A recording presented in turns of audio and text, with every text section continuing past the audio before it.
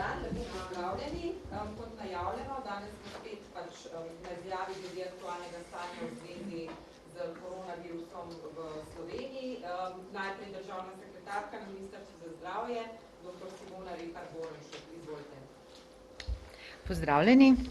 Do tega trenutka je bilo v Sloveniji testiranih 498 oseb in ostajamo na številki 6 potrjenih primerov.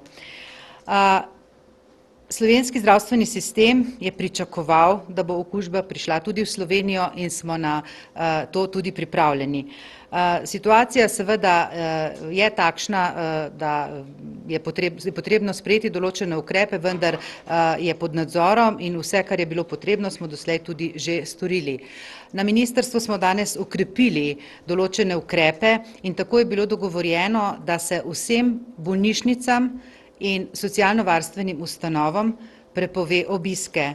Seveda z enim posebnim poudarkom, da so izjeme dovoljene in da računamo tako na strokovno kot na etično odločitev vsakega posameznika, ki o tem odloča.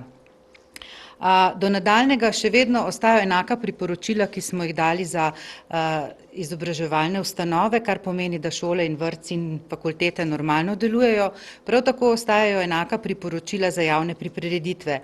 Se pravi, organizatorji naj poskrbijo za informiranje javnosti in vseh udeležencev o vseh higienskih ukrepih, ki so potrebni, predvsem pa, da opozorijo vse tiste, ki imajo znake kakršnekoli akutne bolezni, ki se slabo počutijo, imajo temperaturo, da ne obiskujejo teh prireditev in seveda, da prireditev ne obiskujejo tisti, ki so starejši, imajo veliko drugih pridruženih bolezni in so sicer tudi bolj krhkega zdravja.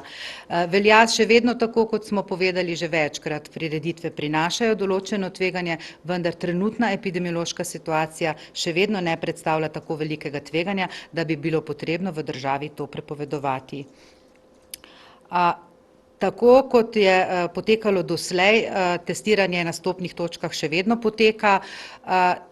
Sektor za katastrofno medicino je v kontaktu s temi vstopnimi točkami, sproti se dogovarjajo o morebitnih spremembah oziroma dopolnitvah, tako zaloge opreme kot drugih tehničnih zadevah.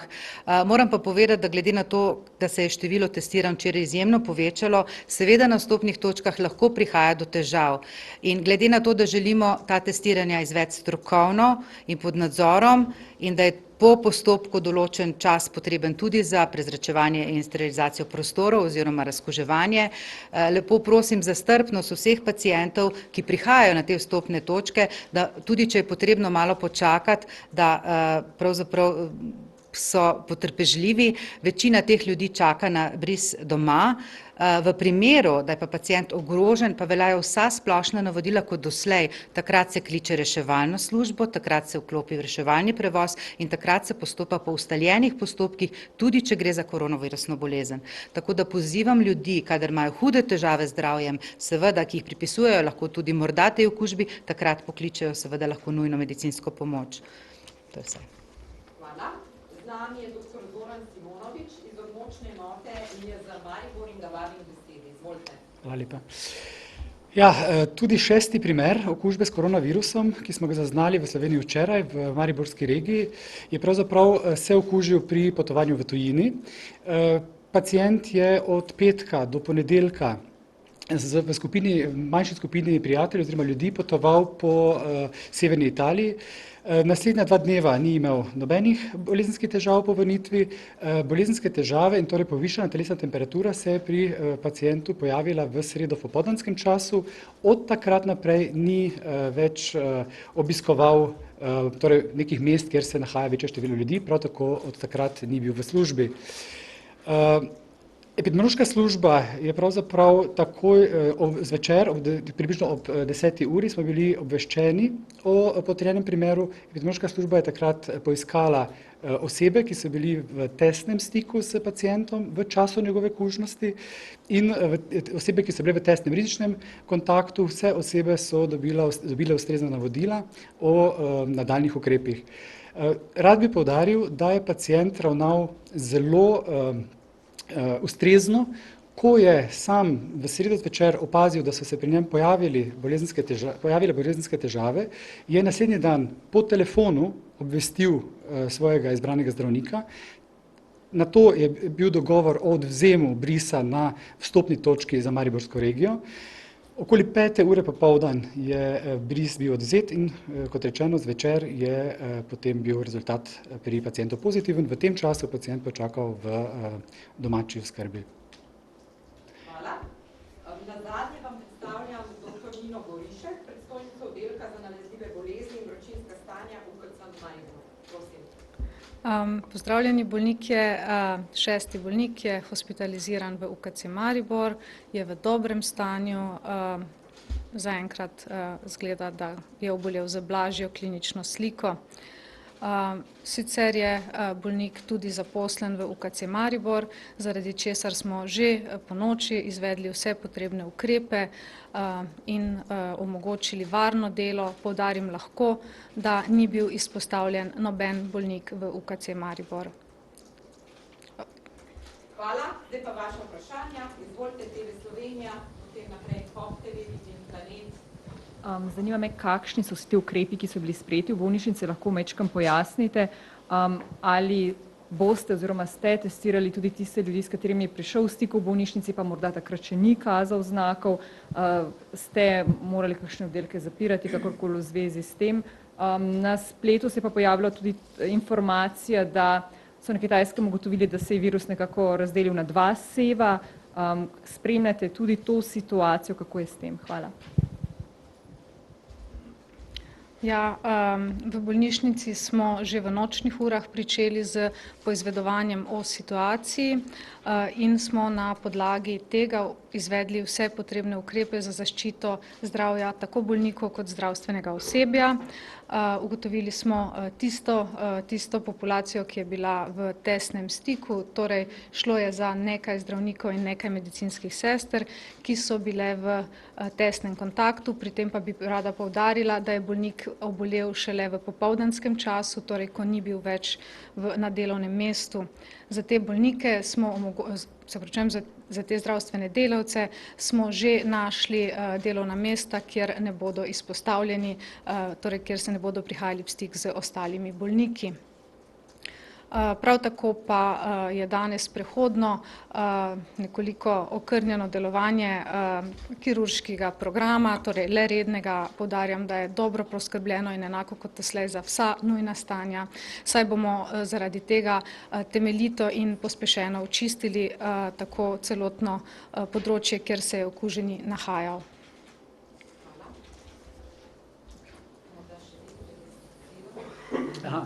Seveda spremljamo informacije o morebitni mutaciji virusa. Zaenkrat pa lahko rečem, da kliničen pomen teh prvih informacij o mutaciji še ni znan.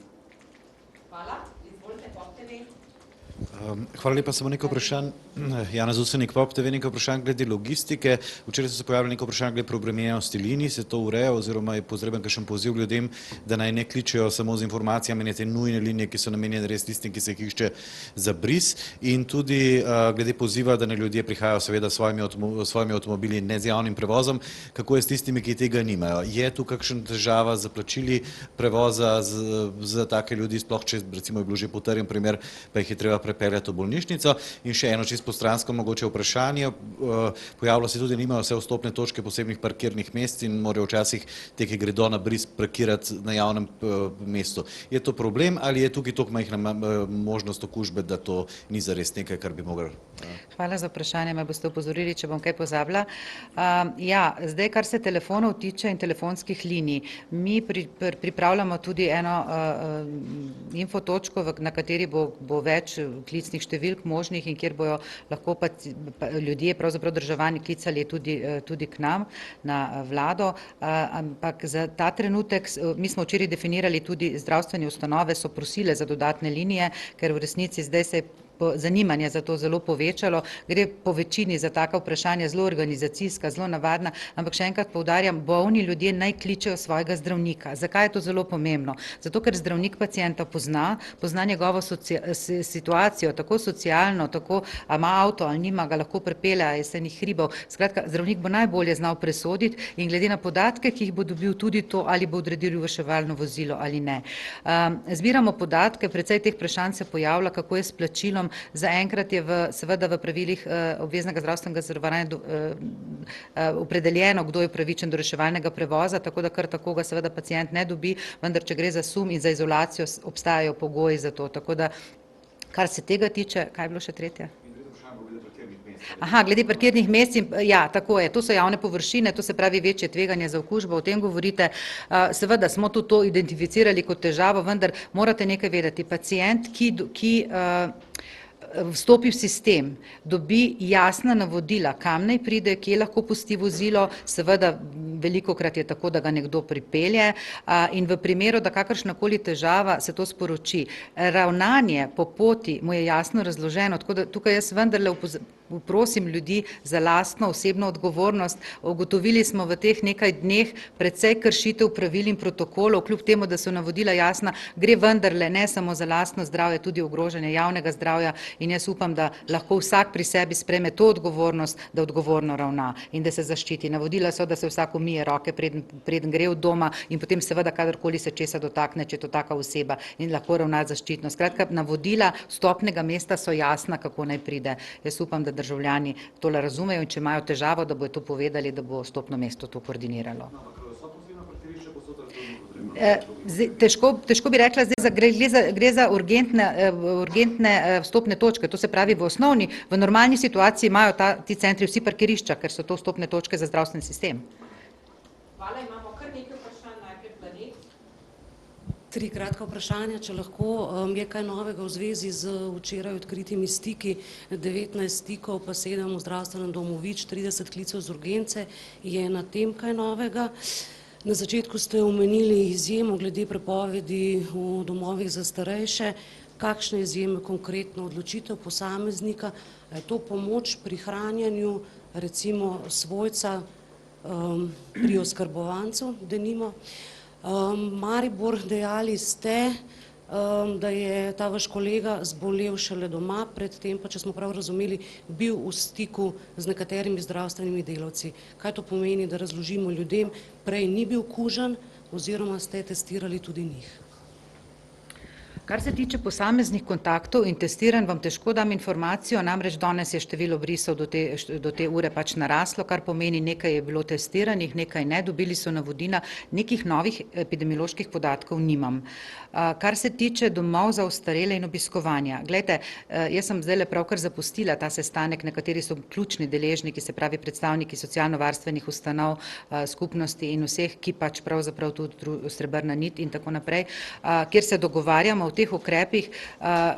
Ministrstvo ne more natančno definirati primera za primer. Smo se pa pogovarjali o določenih stanjih, ki pravzaprav lahko vplivajo na to, da je tak obisk nujen. Glejte, če gre morda recimo za nekega umirajočega pacienta, seveda morda bo obisk dovoljen. Zdaj vi ste izpostavili potrebo po hranjenju. To je stvar odločitve posamezne ustanove. Moram pa poudariti, do tega je prišlo ravno zaradi tega, ker ob tem, da so bila podana navodila o omejitvi obiskov, ljudje tega niso upoštevali in vedno znova trčimo od neodgovorne posameznike, ki pravzaprav kršijo protokole in navodila in s tem izpostavljajo nevarnosti veliko drugih oseb. Hvala. Da odgovorim še na vprašanje v zvezi z bolnikom. Torej, tako je, bolnik je obolel v popoldanskem času in po trenutnem znanju, ki ga imamo o virusu, se nekako domneva, da je bolnik kužen na dan, ko je obolel. Bolnik je obolel popoldan, pa vendar smo zaradi varnostnih razlogov upoštevali celoten dan in smo nekako pregledali ves delovni proces, vse kontakte, v bistvu je tukaj ogromno logistike na tem področju in tako identificirali identificirali tiste, ki so bili rizični kontakti, tako da so dobili vsa ustrezna navodila. Kar se tiče testiranj, seveda testiranje bo tako, kot je potrebno, po protokolu, veste, inkubacijska doba od stika, torej od morebitne okužbe do tega, da oboliš, je najmanj 2 dni, pa tja do 14. Zato pravzaprav testiranje takoj po stiku ne da odgovora na vprašanje, ali je prišlo do prenosa, torej se bodo testiranja opravljala v naslednjih dneh. V tem času pa smo, kot sem dejala, zagotovili, da ti zdravstveni delavci ne bodo delali na izpostavljenih delovnih mestih, kjer bi lahko prišlo do kakršnega koli prenosa. Mene pa zanima, kakšno je zdravstveno stanje ostalih 5, kjer se nahajajo, so vsi še vedno na infekcijski kliniki, torej kako se počutijo, pa če je kaj novega glede stikov oziroma kje so se nahajali? Zdravstveno stanje je stabilno, kakor mi je znano, sprememb od včeraj ni. Glede včerajšnjih primerov, če mislite, pa epidemiološke slike, pa moram reči, da zdaj nisem seznanjena, ker ni nobenega iz Ljubljane tukaj. Hvala, naprej Delo, izvolite. Radio Slovenija. Prav v bistvu me zanima tudi v zvezi z tem parom iz Italije, ki je potoval po Italiji, se morda ve, kako je potoval, s komom, morda v kakšni skupini, te smo morda kar malce zanemarili. Potem drugo vprašanje, okužil se je zdravstveni delavec, ki je prišel iz tujine, morda razmišljate, ne vem, o kakšni kontroli vseh, saj vemo, da zdravstveni delavci so veliko v tujini, tudi službeno, so morda tudi kakšne omejitve dopustov že v zdravstvu in pa ljudje nas sprašujejo, če bo oziroma kdaj bo razglašena epidemija, kako je s tem, tudi morda zato, ker to ni v zakonu o nalezljivih bolezni, recimo novi koronavirus, kako je s tem? To se pravi, prvo vprašanje je bilo, kako je s temi kontakti in tema 2 osebama. Danes tukaj z nami ni predstavnikov Nacionalnega inštituta za javno zdravje iz Ljubljane, ki seveda pozorno spremljajo to epidemiološko sliko in ki so po protokolu seveda popisali, poklicali vse te kontakte in ki so stopili v stik s temi ljudmi. Moram reči, da glede na druge obveznosti danes nisem sledila vsemu temu. Druga stvar, ki ste spraševali za zdravstvene delavce, mi smo že včeraj sprejeli določena priporočila, namreč v primeru epidemije, v primeru velikega razširjanja te bolezni je ključno, da nekateri resorji oziroma nekatere javne službe ostanejo in delujejo, da med njimi ni veliko obolelih. Zato smo danes na medresorski skupini prosili vse resorje, da definirajo tiste ključne skupine, ki so tiste, ki morajo pravzaprav delovati in pri katerih je obolevnost lahko kritična v primeru zaradi absentizma, kar pomeni, da tem odsvetujemo trenutno, včeraj smo se dogovorili recimo, da zdravstvenim delavcem odsvetujemo, da hodijo na kongrese, na izobraževanja, da se na večje prireditve, zato ker pač jih je treba varčevati z kadri zaradi tega, da bojo v kritični situaciji na voljo. Tako da to smo se dogovorili in začeli obveščati.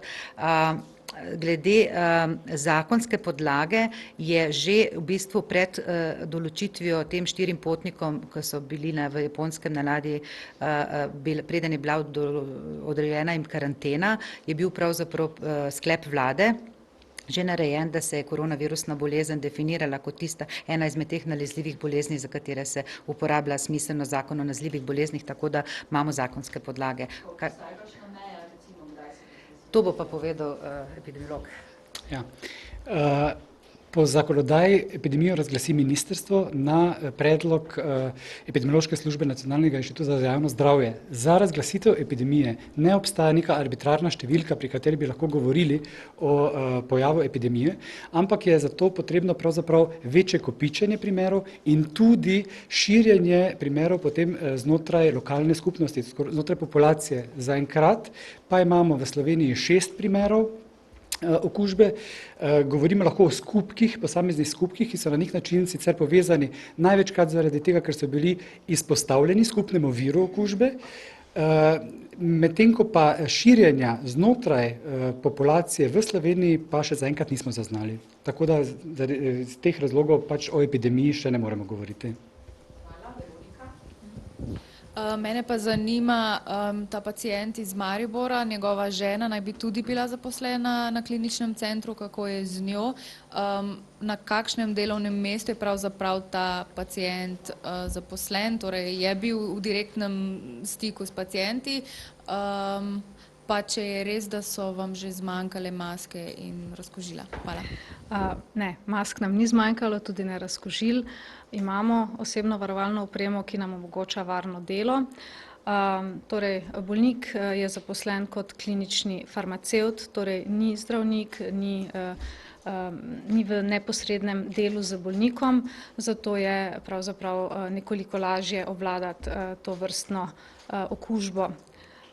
Tudi žena je, kot ste navedli, zaposlena v Univerzitetnem kliničnem centru, vendar pa ni bila v tujini, tako da za njo so bili tudi sprejeti vsi ustrezni ukrepi strani epidemiološke službe.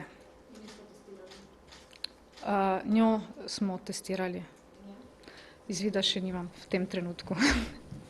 Ampak zagotovo negativni izvid, tako. Ampak tudi pravzaprav pri njej, če smo pošteni, indikacija za testiranje tukaj ni povsem na mestu, saj ni bila v tujini in je bila z gospodom zelo kratek čas v kontaktu in v tem času pravzaprav še ne bi obolela. Kaj konkretno delajo zdaj tisti, ki so bili osebe, ki je bilo v stiku s tem obolelim? Se pravi, ali so še naprej na svojem delovnem mestu, če drži, da ste kuhinjo tudi zaprli v bolnišnici? In pa koliko v bistvu teh brisov, teh kontaktov se še čaka, da še ni rezultata, recimo? Torej, zaposleni, ki so bili prepoznani kot tesen kontakt, niso več na delovnem mestu, kjer bi lahko prenesli okužbo na kogarkoli, tako da ta del je ustrezno oskrbljen. Jedilnica se pa je zaprta iz razloga, ker temeljito čistimo. Saj veste, da je ključna stvar pri zamejevanju virusa v bistvu dobri ukrepi čiščenja, tako površin, in smo se zato tudi odločili, da se nekako zmanjša vsakršno tveganje za prenos znotraj ustanove, kjer je pa vendarle najbolj ranljivo okolje. Tretje vprašanje. Rezultatov brisov še čakate? Pravzaprav zdaj v tej fazi brisi niso tisto, kar bi nam karkoli govorilo o morebitnih prenosih, saj je od stika ni minilo še dovolj časa, da bi lahko do okužbe sploh prišlo, saj je najkrajši čas, kot sem dejala, 2 dni. Tako da bodo, če želite, neki bolj relevantni podatki v naslednjem tednu, ko bodo, mislim, da v ponedeljek, vzeti brisi in tisti nam bodo pa morda nekaj več povedali, če je eventualno prišlo do prenosov. V tem času pa zagotavljamo, da ne bodo v stiku z komerkoli, kjer bi lahko prišlo do okužbe. Naprej STA, pa na skrajnem desnem, pa potem spet Planet. Izvolite. Morda samo to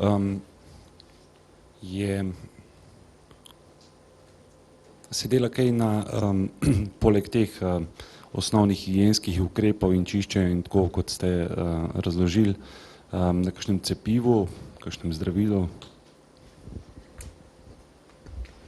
Ja, zagotovo, kar se tiče razvoja oziroma testiranja posameznih zdravilnih učinkovin, ki bi lahko morda delovali tudi na sam virus oziroma pri razvoju cepiv neposredno, seveda naša stroka ne sodeluje intenzivno oziroma zelo podrobno pa spremljamo vse trenutne rezultate teh raziskav in študij, ki potekajo v tujini.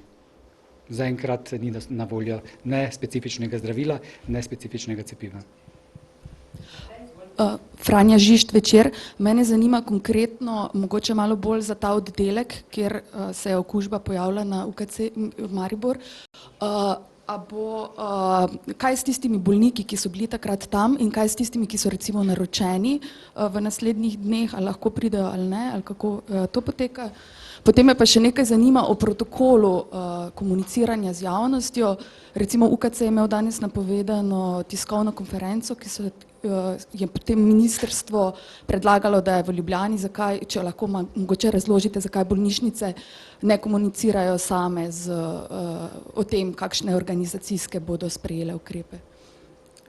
Jaz se bom usmerila na vprašanje glede oddelka, kjer je prišlo do vnosa, torej kjer je prišel bolnik.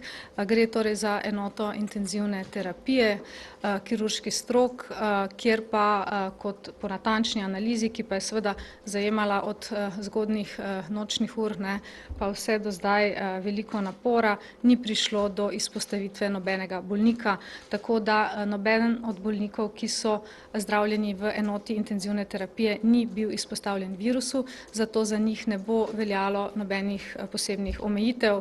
Seveda to je enota, ki ne sprejema bolnikov naročenih, kot je razumljivo, in to pogledno bo v naslednjem tednu predvidoma, vkolikor ne bo kakšnih dodatnih nepredvidenih situacij, delo potekalo normalno.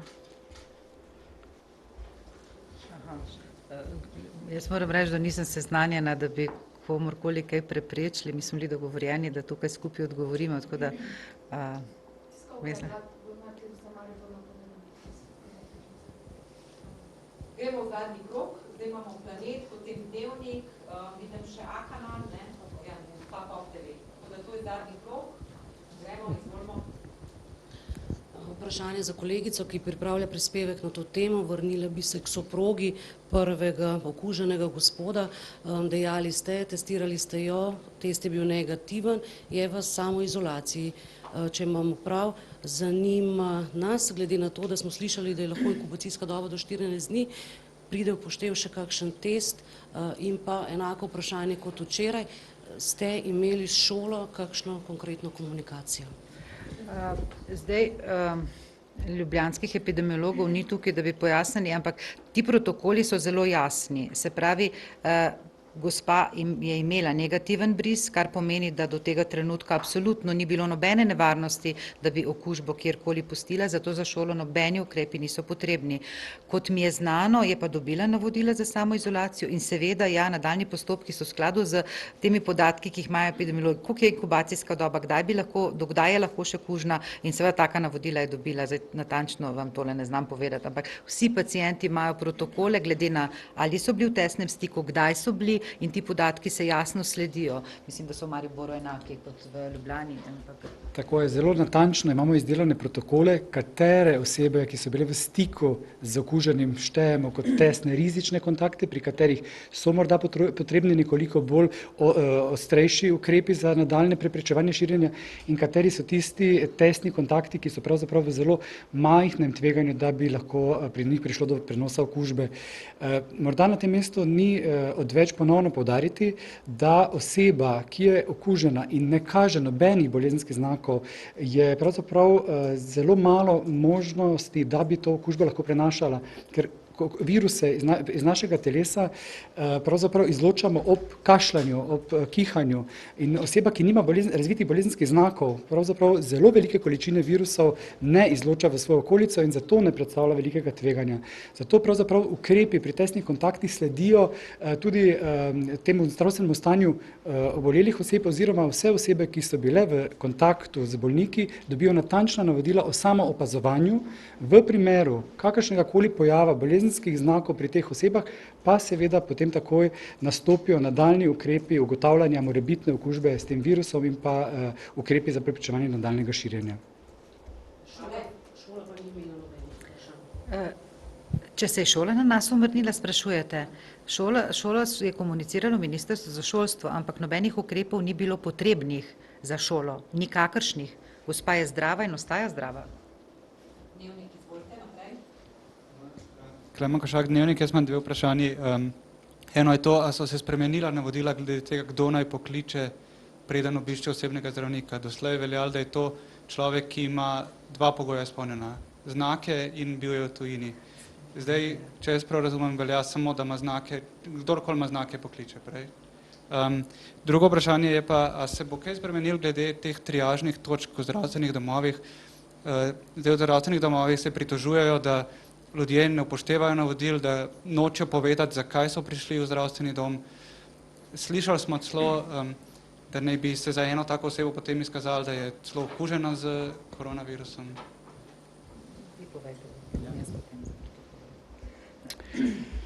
Za prvi del vprašanja, lahko samo še ponite še enkrat?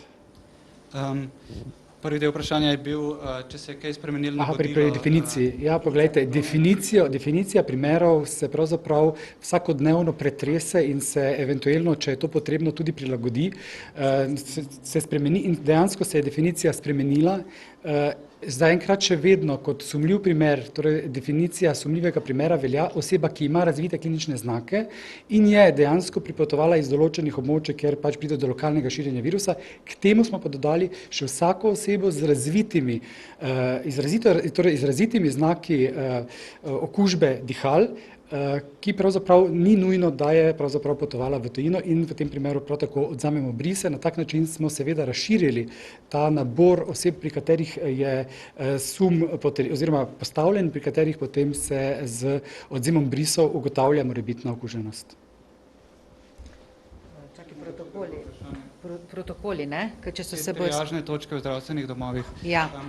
To se je pokazalo kot problem v Ljubljani, mi smo pa slišali, da je bil tudi, ne vem, v Velenju. Zdaj govorimo o kritičnosti pacientov in o tej odgovornosti, ki sem jo danes že omenila, katere simptome pacient navede. Vse zdravstvene ustanove nekako so se organizirale, tudi bolnišnice, tudi tiste se bodo, ki so še niso, da bodo na vstopnih točkah imeli zdravstveni kader, ki sprašuje po simptomih, po znakih bolezni in pravzaprav razlogu za prihod v zdravstveno ustanovo. S tem bi želeli čim bolj omejiti, da neka bolna oseba, potencialno okužena z novim koronavirusom, hodi nenadzorovano po zdravstveni ustanovi in seveda lahko na kogarkoli prenese okužbo. Meni je bila včeraj posebej všeč izjava direktorja Zdravstvenega doma Ljubljana, ki je rekel, vendarle je potrebno vedeti, da to niso policijske točke, niti ne obrambne, ampak so strokovne točke, na katerih pričakujemo eno iskrenost od ljudi. Zdravniki, drugo zdravstveno osebje ne moremo nikoli postaviti diagnoze, če ne dobimo iskrenih podatkov. Pacient lahko tudi laže ali se izmišlja. Vendarle računamo na to, da bodo povedali, zakaj so prišli. Kot rečeno pa, vse, ki zbolijo s temperaturo, pozivamo ves čas, mislim, da ste tudi vi to nalogo dobro upravili, mediji, da veste, da vsi pacienti ne kličejo svojega izbranega zdravnika ali v primeru ogroženosti ali če on ne dela nujno ambulanto. Protokolov ne bomo spreminjali zaradi tega. Seveda morajo taki pacienti, če bi se odločili potem za bris, dalj časa čakati, zaradi tega, ker če se odločimo, niso takoj na vrsti. Mislim pa, da niste zadovoljni. V Ljubljani smo pa v Ljubljanskem kliničnem centru so pa opazni policisti, recimo, na teh točkah. To pa ne morem komentirati. Mi smo se pogovarjali o teh stopnih točkah, kjer so zdravstveni delavci, ki pač imajo tudi neka znanja in izkušnje, da znajo presoditi, kdo ja ali ne. Seveda se pa lahko ustanova tudi drugače organizira, ampak tega podatka ne vem. Mene zanima glede tega mariborskega primera.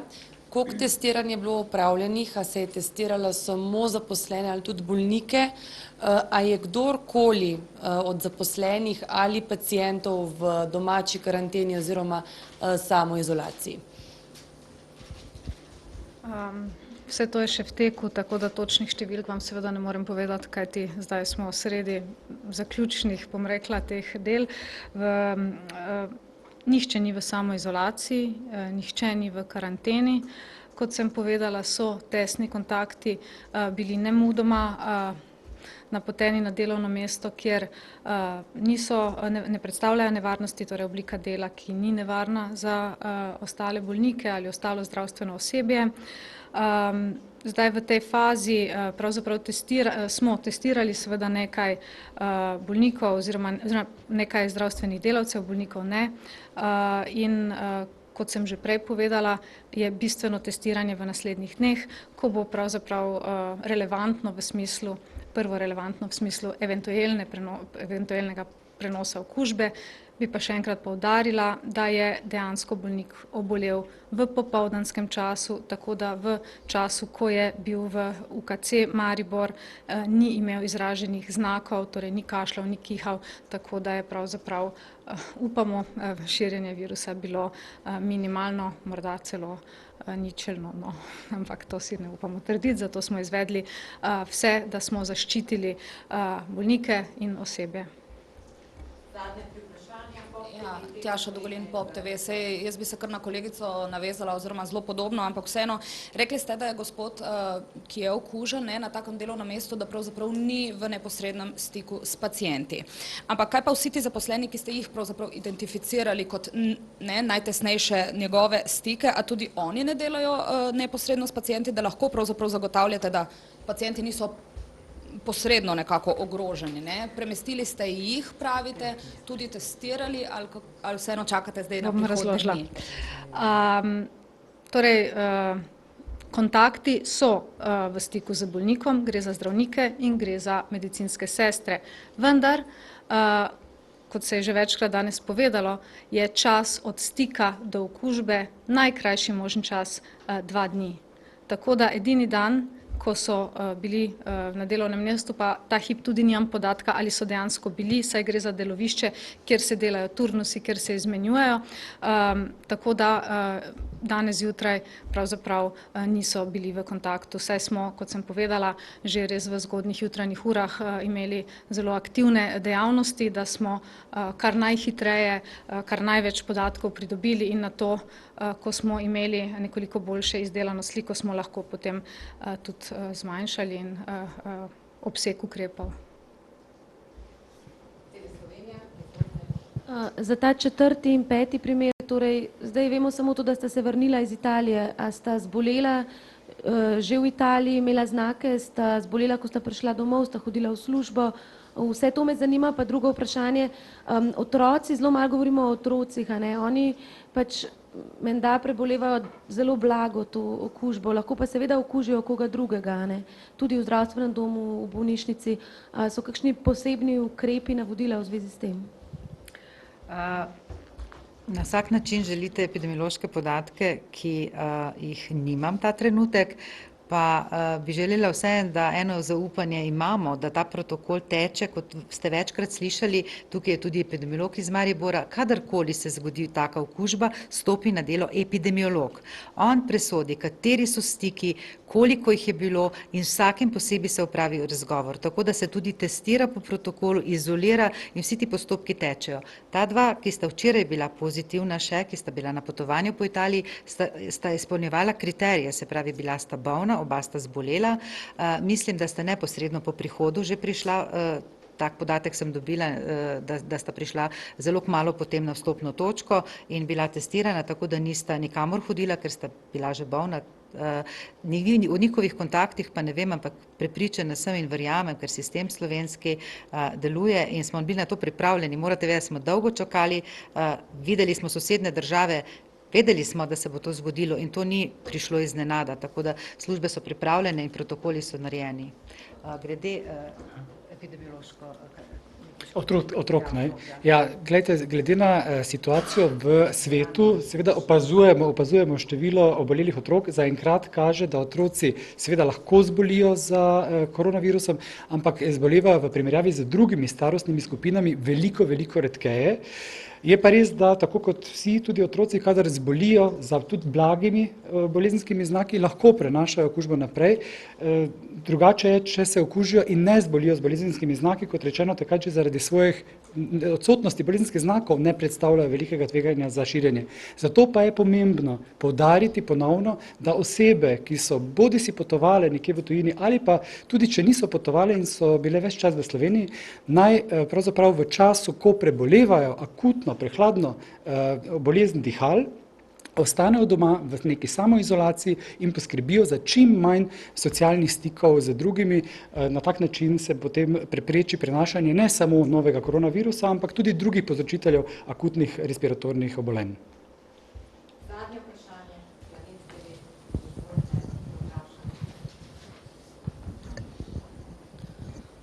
Ob vsem tem smo malo pozabili na gripo v slovenskem prostoru. Ti 2 bolezni sta si v marsičem precej podobni.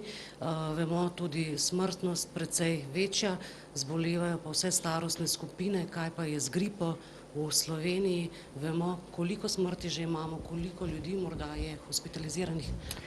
Ja, kar se tiče spremljanja gripe, gre za sezonsko spremljanje preko skupine epidemioloških, torej skupine mrežnih ambulant, ki vsak teden poročajo o številu primerov, ki obiščejo to ambulanto zaradi gripi podobnega obolenja.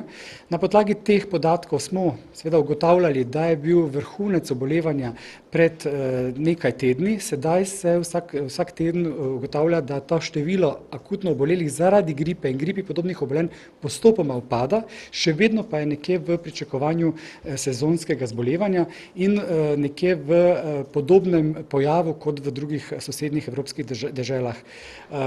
Kar se tiče smrti zaradi gripe, lahko rečem, da pravzaprav neposrednega sistema spremljanja umrlih zaradi gripe nimamo vzpostavljenega. Zagotovo pa za posamične primere oseb, ki umrejo, morda tudi ne neposredno zaradi gripe, ampak kot posreden vzrok zaradi prisotnosti gripe pri nekom, ki je sicer ostarel, oslabel in ima prisotne kronične bolezni. Ti podatki posamičnih bolnišnic pa se seveda na nivoju bolnišnic ugotavljajo in zbirajo. Spoštovani, kot dokaz, da delo ves čas teče intenzivno in pospešeno, sporočam, da sem ob izhodu iz dvorane dobila informacijo, da je pozitivna tudi partnerka okuženega bolnika v mariborski bolnišnici, tako da zaenkrat lahko potrdimo tudi 7. primer. Morda še nekaj, tudi ta gospa je bila na istem potovanju s svojim partnerjem, kar pomeni, da sta seveda bila izpostavljena istemu viru okužbe in najverjetneje pri obeh prišlo do okužbe v tujini. Torej ni prišlo do prenosa iz primera na primer. Glede na to kratko inkubacijsko dobo bi bilo pravzaprav to skoraj nemogoče. Ja, drži. Imeli smo napačno informacijo. Vendar smo kljub temu, kot vidite, ravnali z zelo širokim varnostnim robom, tako da bris je bil tudi pri njej vzet. Jaz dejansko prej podatka še nisem imela natančnega. Ona je zdravnica. Ta hip ne morem podati še drugih informacij. Prosim? Zdaj ta hip sem tukaj, hitim v Maribor, ukrepi so medtem aktivno v delu, tako da vam zdaj, kaj se vse v tem času dogaja, ne morem povedati, prav gotovo pa je vse tako, da bo. Ne. Ta hip vam ne morem podati še nobenih informacij, saj sem ravno kar. Tako, pri izhodu. Ne bi vedela. To bo treba počakati. Kolikor vem, danes ne. Za ostalo pa vam pravzaprav ne morem ta hip dati nobenih podatkov. Še nekaj informacij v zvezi z 4. in 5. primerom. Oba sta se pravzaprav okužila v Italiji z pravzaprav blagimi znaki prizadetosti. Identificirani so bili pa pravzaprav vsi testni kontakti, ki so potem tudi ustrezno obravnavani.